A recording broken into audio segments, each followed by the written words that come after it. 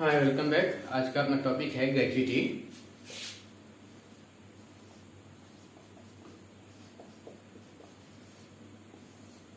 सबसे पहले हम ग्रेच्युटी को के मीनिंग को समझते हैं। ग्रेच्युटी क्या है? एम्प्लॉयर कोई भी वॉलंटरी पेमेंट करता है। किसको करता है? एम्प्लॉय को।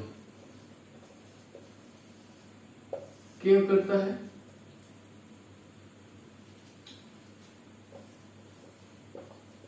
जो सर्विसेज रेंडर किए गए हैं एम्प्लॉय के द्वारा,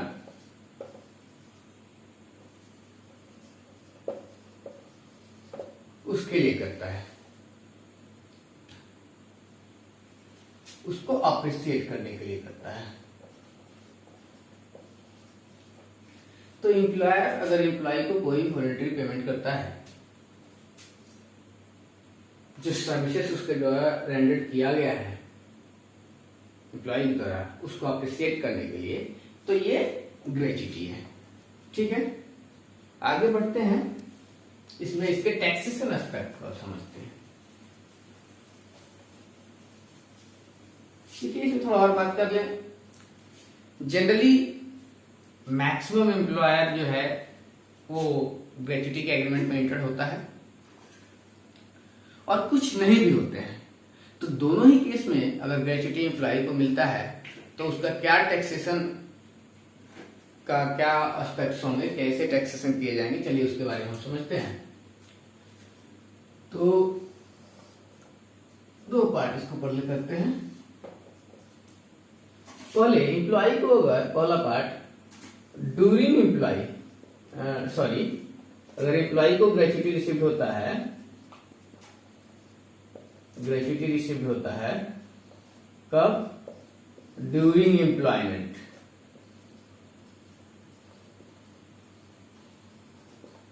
और एक केस को बनाते हैं ग्रेच्युटी रिसीव होता है after retirement, at the time of retirement.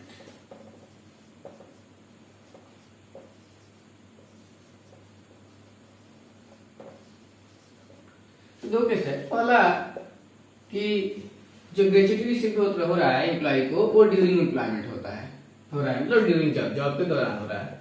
तो उस केस में क्या होगा? तो जब एम्प्लॉय को ग्रेच्युटी रिसीव होगा ड्यूरिंग एम्प्लॉयमेंट, जब जॉब के दौरान जो होगा, तो ये जो ग्रेच्युटी है वो टैक्सेबल हो जाएंगे, पूरा का पूरा टैक्सेबल हो जाएगा।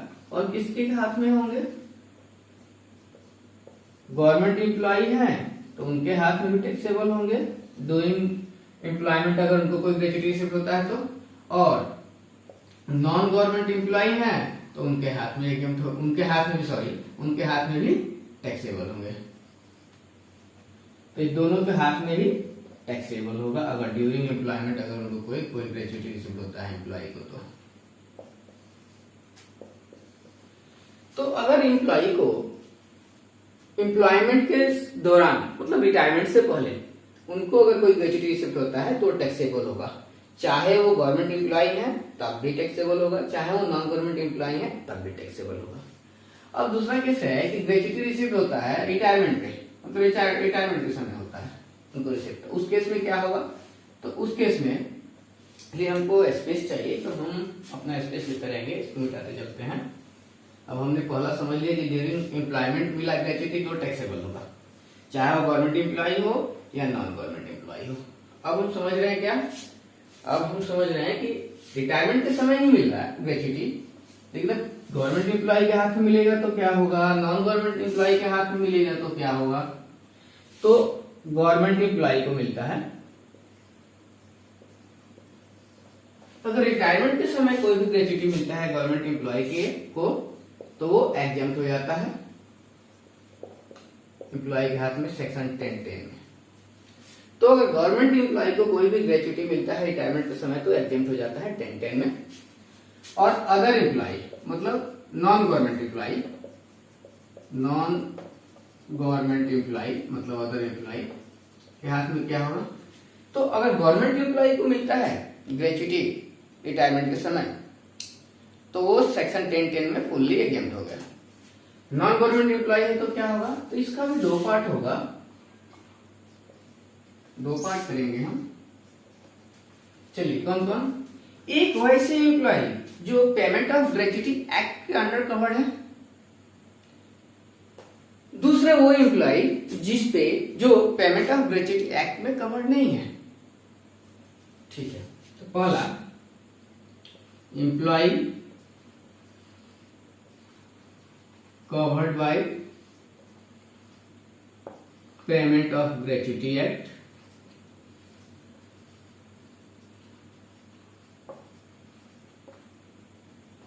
Payment of gratuity act. ठीक है, तो एक तो हो गया पेमेंट ऑफ ग्रेच्युटी एक्ट के तहत जो कवर्ड है वो, और दूसरे जो पेमेंट ऑफ ग्रेच्युटी एक्ट के तहत कवर्ड नहीं है वो 1972। दूसरा हो गया employee not covered by payment of gratuity act,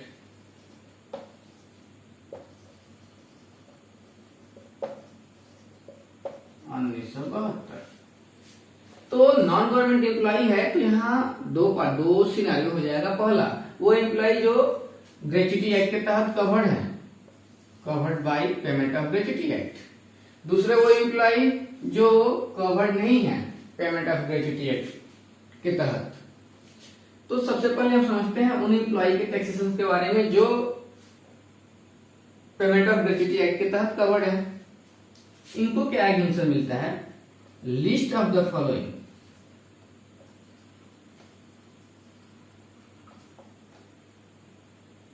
exempt under section 1010। क्या उनको एग्जेम्पशन मिलेगा, पहला 15/26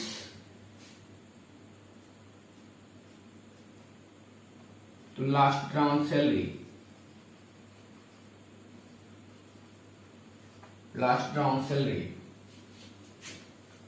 into each completed year of service,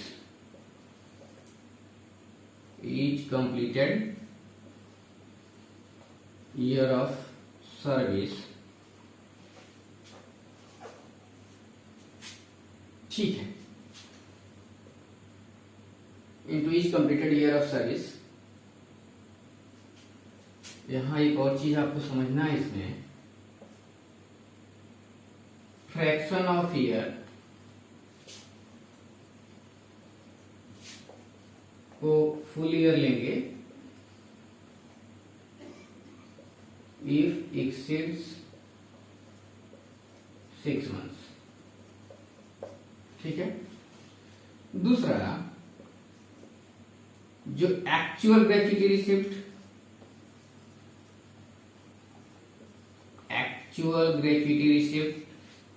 और तीसरा मैक्सिमम ₹20 लाख। तो इनको एग्जेम्पशन क्या मिलेगा, अभी हम बात कर रहे हैं जो ग्रेच्युटी एक्ट के तहत कवर्ड है उनके लिए, तो इनको क्या एग्जेम्पशन मिलेगा 15/26। चलिए अभी 26 को मत मानिए, 15/26 इसलिए लिखे हैं हम कि उनको कितना दिन का मिलता है एग्जेम्पशन, तो 15 दिन का, एक साल में 15 दिन का जो सैलरी है वो एग्जेम्प्ट होगा। तो हमने यहाँ क्या लिखा है, अभी 26 को भूल के चलिए आप, 15 डे का salary, 15 days into last round salary into each completed year of service, fraction of year to be considered as full year if it exceeds 6 months। मतलब यहाँ जो completed year of service की बात कर रहे हैं हम, उसको अगर कोई फ्रैक्शन ईयर है, मतलब मान के चलिए 20 साल 8 महीने हुए हैं, तो उसको हम 21 साल मानेंगे। 20 साल 6 महीना हुआ है तो 20 साल ही मानेंगे, मतलब राउंडिंग ऑफ करने के लिए इसमें बोल रहा है। फ्रैक्शन ऑफ ईयर अगर 6 महीना से ज्यादा हुआ है तो फुल ईयर ले लो, 6 महीना से कम या 6 महीना तक हुआ है तो उसको फिर इग्नोर कर दो, मतलब राउंडिंग ऑफ कर रहे हैं। जैसे 6 मतलब आधा से अधिक हुआ तो फुल, तो 6 महीने से अधिक तो फुल, और आधा या उससे कम हुआ तो उसको इग्नोर कर देंगे।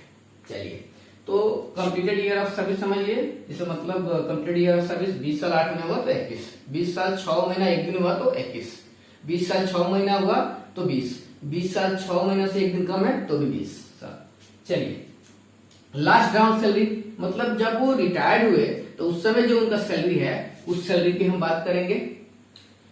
और 15 डे का सैलरी मतलब कितने साल आपने सर्विस दिया रिटायरमेंट तक, उतने साल का प्रत्येक वर्ष का 15 दिन का जो सैलरी है ना वो आपको एग्जम्पशन की बात कर रहा है। मतलब 3.40 में से जो लोअर होगा वही होगा। तो यहाँ जो बात कर रहा है फर्स्ट में वो बात कर रहे हैं कि जितना साल आपने सर्विस दिया उतने साल के सर्विस में प्रत्येक साल में जो 15 दिन आपको मिलता, 15 दिन का जो सैलरी है वो आपके हाथ में हम एग्जाम्प्ट कर रहे हैं। अगर अभी हम केवल ये देख रहे हैं तो हमको समझ में आ रहा है, ठीक है। और फ्रैक्शन ऑफ ईयर अगर 6 महीना से अधिक है तो उसको कंप्लीटेड ईयर मानेंगे, मतलब राउंडिंग ऑफ यहाँ ईयर का करना है, ठीक है। यहाँ 26 का क्या मतलब है कि जो यहाँ मंथ को कंसीडर किया जाता है वो 26 दिन का ही मंथ यहाँ कंसीडर किया जा रहा है, ठीक है। अच्छा, तो इसीलिए हम यहाँ लिखे हैं 15/26। जो यहाँ मंथ को ये 26 दिन मान के चल रहा है, जब ये फॉर्मूला लगाए जा रहे हैं तो इसमें मंथ को 26 दिन मान के चल रहा है, इसलिए 15/26 into last time salary into each completed year of service. Fraction of year to be considered as full year if it exceeds 6 month, मतलब राउंडिंग ऑफ अलाउ कर रहा है। दूसरा बोल रहा है जो एक्चुअल ग्रेच्युटी आपको मिला है वो, और तीसरा बोल रहा है मैक्सिमम 20 लाख। इन तीनों में जो भी लोअर होंगे वो उसका आपको एग्जेम्पशन मिलेगा। अब यहाँ आपको ये चीज और समझना है, लास्ट टाउन सैलरी तो समझ गए, जब आप रिटायर्ड हुए उस समय जो आपका सैलरी है उसी को लास्ट टाउन सैलरी बोलेंगे। यहाँ सैलरी का मतलब क्या है, दोनों ही केस में सैलरी का मतलब अलग है, अलग अलग है। सैलरी का मतलब क्या है, सैलरी का मतलब है बेसिक प्लस फुल डीए। देखिए डीए दो प्रकार का होता है, एक इन टर्म्स होता है, एक नॉट इन टर्म्स होता है। चलिए यहाँ थोड़ा हम डीए के बारे में समझ लेते हैं क्या होता है। डीए जो होता है दो प्रकार का होता है, ऐसे समझिए डीए का कुछ पार्ट जो है वो रिटायरमेंट बेनिफिट के लिए मिलता है, मतलब सब्जेक्ट टू रिटायरमेंट बेनिफिट, मतलब रिटायरमेंट बेनिफिट को जो के लिए उसको कैलकुलेट किया जाता है। और डीए का कुछ पार्ट रिटायरमेंट बेनिफिट के लिए नहीं होता है। तो जो रिटायरमेंट बेनिफिट के लिए होता है, रिटायरमेंट बेनिफिट के लिए जो होता है उसको हम इन टर्म्स कहते हैं। जो retirement not for retirement benefit, जो रिटायरमेंट बेनिफिट के लिए नहीं होता है उसको नॉट इन टर्म्स बोलते हैं, ठीक है। तो यहां सैलरी का मतलब क्या है, यहां सैलरी का मतलब है बेसिक और फुल डीए, मतलब दोनों ही इन टर्म्स और नॉट इन टर्म्स दोनों ही डीए। और ये जो दोनों ही है बेसिक प्लस फुल डीए, ये दोनों ही लास्ट राउंड लेंगे, लास्ट राउंड लेंगे। मतलब जो रिटायरमेंट के समय जो लास्ट जो आपको का बेसिक था वो अब प्लस जो डीए है दोनों ही इन टर्म्स और नॉट इन टर्म्स वो दोनों को लेंगे। तो ऐसे बोल सकते हैं बेसिक प्लस फुल डीए, और ये दोनों ही लास्ट राउंड होना चाहिए। तो सैलरी का मतलब हम यहाँ समझिए जो हमको समझना था, और ये सैलरी लास्ट राउंड होना चाहिए। सैलरी में बेसिक और फुल डीए, ये बेसिक और फुल डीए दोनों ही ये लास्ट राउंड होना चाहिए। और यहाँ जो मंथ है, यहाँ मंथ को 26 दिन के लिए मान रहा है, मंथ जो है वो 26 दिन का होता है, इसीलिए तो यहाँ जब आप अब ऐसे हम समझते हैं, थोड़ा और तोड़ते हैं इसको। क्या बोल रहा है ये, तीन चीज में एक चीज आपको एग्जाम्पशन के लिए बोल रहा है, जो भी लोअर होंगे वो एग्जाम्पशन के लिए बोल रहा है। कैसे बोल रहा है, बोल रहा है जितने साल आपने सर्विस दिया उतने साल का प्रत्येक 15 दिन का जो आपका लास्ट टर्म सैलरी है, सैलरी मतलब बेसिक प्लस फुल डीए, वो ले लीजिए एक। दूसरे बात साथ ही साथ बोल रहा है कि अगर जो ईयर है वो फ्रैक्शन में है और फ्रैक्शन जो है 6 महीने से अधिक है तो उसको पूरा 1 साल मानिए। मतलब जब आप इस कंप्लीटेड ईयर को इस completed year of service completed year of service को आप कैलकुलेट कर रहे हैं तो वहां ध्यान दीजिए फ्रैक्शन में है तो 6 महीने से अधिक है तो पूरा 1 साल ले लीजिए, और 6 महीने से कम है या 6 महीना है तो उसको इग्नोर करके चलिए। तो ये हो गया ईयर्स की बात। एग्जाम्पशन कितना दिन दे रहा है, प्रत्येक साल में 15 दिन का एग्जाम्पशन दे रहा है, ठीक है। साथ ही साथ बोल रहा है जो मंथ होता है यहाँ इसके लिए वो 26 दिन का मानेंगे। इसलिए हमने यहाँ लिखा 15/26 into last drawn salary, salary जो है लास्ट डाउन होगा, into each completed year of service, fraction of year to be considered as full year if it exceeds 6 month. दूसरा एक्चुअल ग्रेच्युटी रिसीव्ड और तीसरा मैक्सिमम 20 लाख। इन तीनों में से जो भी लोअर होगा उसका वो एग्जम्पशन देगा, अगर जो एम्प्लॉय ग्रेच्युटी एक्ट के द्वारा कवर्ड है उनके लिए।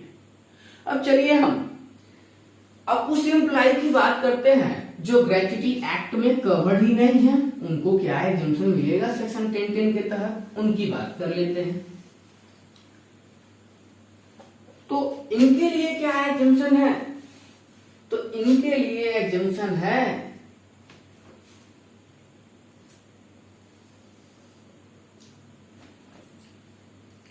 फर्स्ट,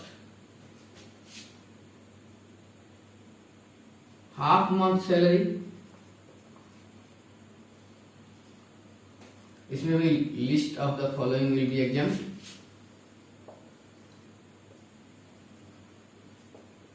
एग्जाम्प्ट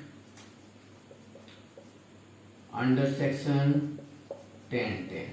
ग्रेच्युटी का जो एग्जम्पशन मिलता है वो सेक्शन 10(10) में मिलता है। तो यहाँ क्या है, half month salary into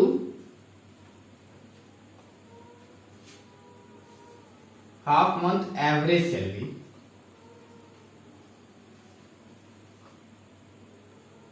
into each completed year of service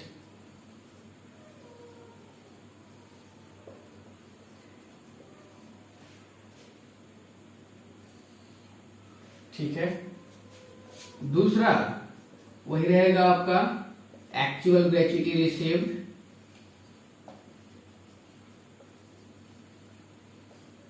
तीसरा मैक्सिमम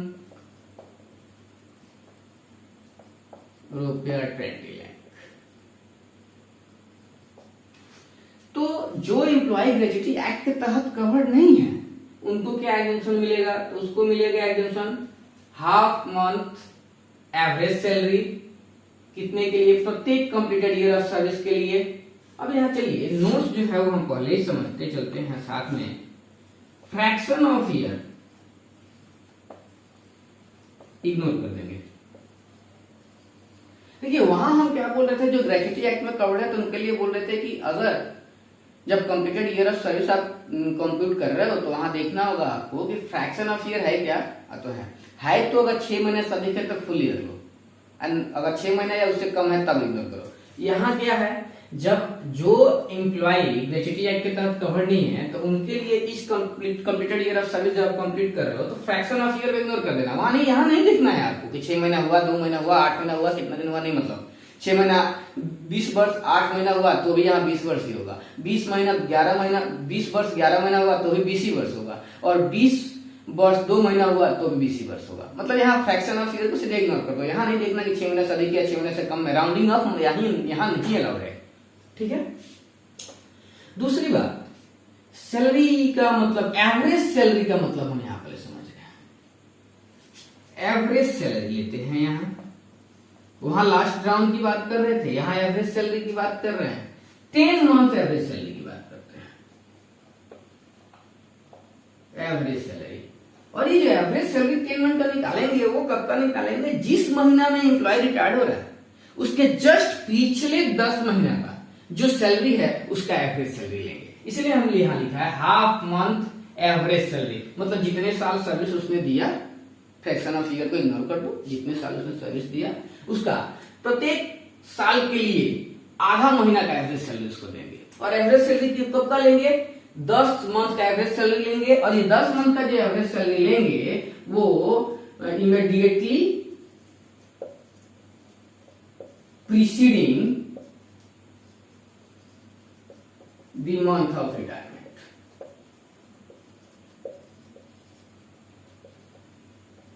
जिस महीना में रिटायर हुए ना सर, उस महीना को छोड़ दीजिए, उसके जस्ट पिछले 10 महीना का जो है उसका एवरेज सैलरी लीजिए। अब यहाँ ये भी समझेंगे कि सैलरी का मतलब यहाँ क्या है। तो सैलरी का मतलब क्या है सर? तो एवरेज सैलरी तो होगा, वो तो बात अलग है। सैलरी का मतलब यहाँ है बेसिक प्लस डीए। डीए कौन सा सर? डीए एक इन टर्म्स था, दूसरा नॉट इन टर्म्स था, मतलब एक रिटायरमेंट बेनिफिट के लिए था।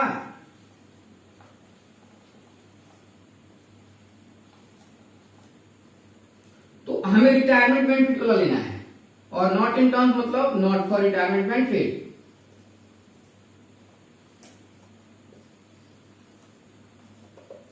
तो इसको हमें नहीं लेना है।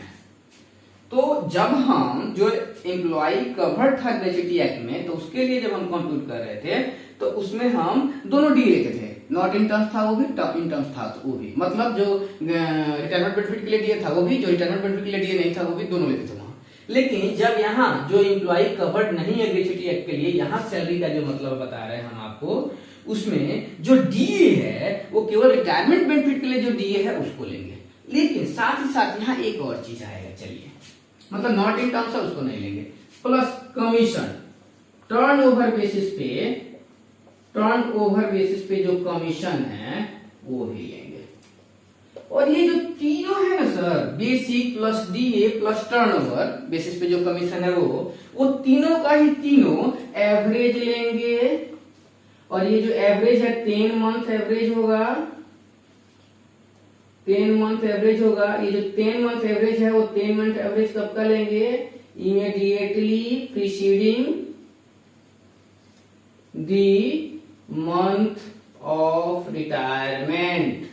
मतलब यहां सैलरी का मतलब होगा बेसिक, और डीए वो वाला जो रिटायरमेंट बेनिफिट के लिए है, अब प्लस कमीशन आएगा जो टर्नओवर बेसिस पे कमीशन है। और ये तीनों की जो हम बात कर रहे हैं वो एवरेज सैलरी होगा यहाँ, क्योंकि यहाँ एवरेज सैलरी दिया हुआ है। और ये जो एवरेज होगा 10 मंथ एवरेज होगा।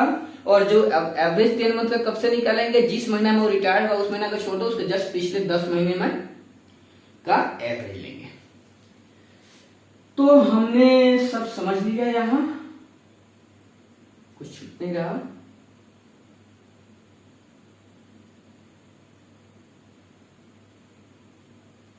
हाँ चलिए, एक चीज और इसमें आपको बताने लायक है, वो क्या,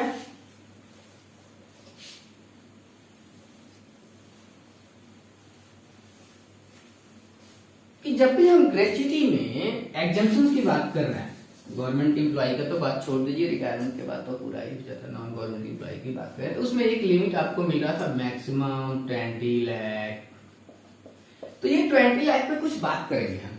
क्या बात करना है, बात तो हो गया नहीं सर, कुछ तो है अभी, चलिए देखते हैं।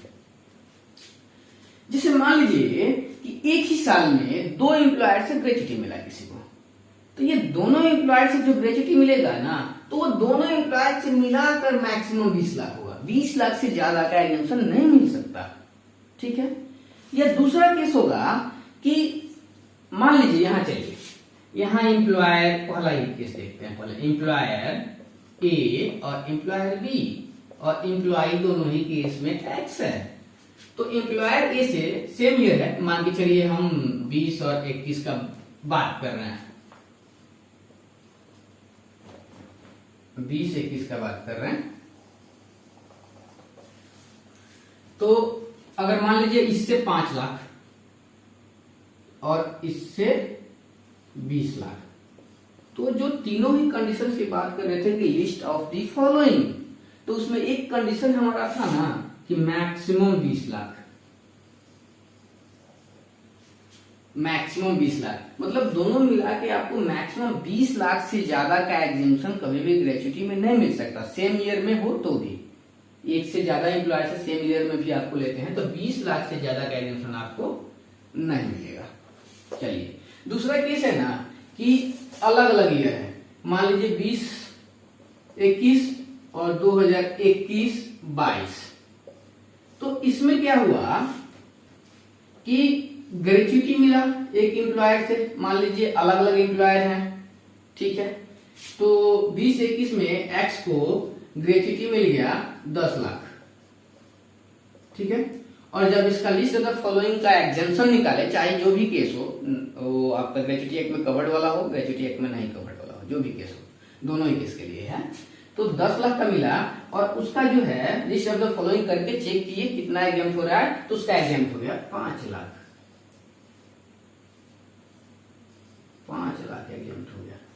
तो जब 21-22 में मान लीजिए किसी और एम्प्लॉयर से एक्स को ग्रेच्युटी फिर मिलता है, तो उस केस में जो तीनों कंडीशन है और एक कंडीशन यहाँ 20 लाख लेते हैं मैक्सिमम, वहां ये जो 5 लाख है ना सर, ये घटा लेंगे, ये कितना हो जाएगा 15 लाख। तीनों कंडीशन में एक कंडीशन जो है मैक्सिमम वाला 15 लाख हो जाएगा। मतलब अगर एक ही साल में 2 एम्प्लॉयर से आपको मिलते हैं ग्रेच्युटी, तो दोनों का मिला के मैक्सिमम 20 लाख से ज्यादा नहीं मिलना। दूसरा केस है कि अर्लियर पहले किसी साल में किसी एम्प्लॉयर से आपको कुछ ग्रेच्युटी मिला, तो उसमें से ध्यान रखना है कि आपको एग्जम्प्ट कितना हुआ। जो अमाउंट एग्जम्प्ट हो गया वो आगे चल के अगर फिर आपको कभी ग्रेच्युटी मिलता है, तो उसमें जो एक कंडीशन है 20 लाख का, जो मैक्सिमम 20 लाख लिखते हैं, वहां जो ये एग्जम्पशन मिलेगा, वे एग्जम्पशन उस 20 लाख से घटा के तब वहां देखेंगे कि कितना बचता है, और तब वो लिस्ट ऑफ फॉलोइंग में डालेंगे, तब आपका निकल जाएगा। चलिए, तो ग्रेच्युटी को हम लोग समझ लिए। अब इस पे एक क्वेश्चन